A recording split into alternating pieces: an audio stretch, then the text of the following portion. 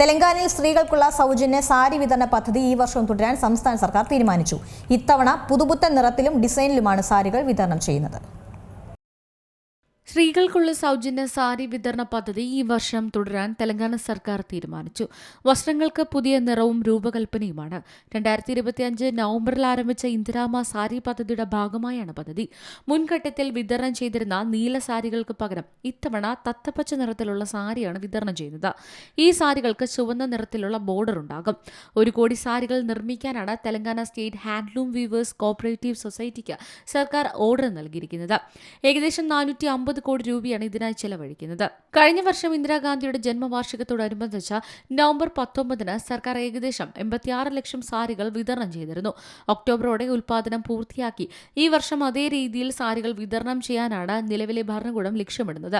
എല്ലാ തവണയും ഒരേ നിറത്തിലുള്ള ഡിസൈനുമുള്ള സാരിക്ക് പകരം വ്യത്യസ്ത ഡിസൈനുകൾ നൽകണമെന്നുള്ളത് തെലങ്കാന മുഖ്യമന്ത്രി രേവന്ത് റെഡ്ഡിയുടെ നിർദ്ദേശമായിരുന്നു. ഒക്ടോബർ മാസത്തോടെ സാരികളുടെ നിർമ്മാണം പൂർത്തിയാക്കി വിതരണം ആരംഭിക്കാനാണ് ലക്ഷ്യമിടുന്നത്. മുമ്പ് ഘട്ടം ഘട്ടമായായിരുന്നു വിതരണമെങ്കിൽ ഇത്തവണ അങ്ങനെയല്ല. ഗ്രാമനഗര വ്യത്യാസമില്ലാതെ എല്ലായിടത്തും ഒരേ സമയം സാരി ലഭിക്കും.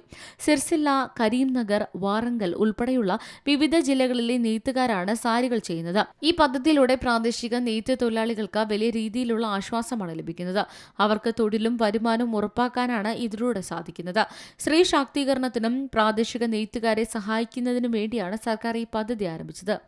News desk C Malayalam news.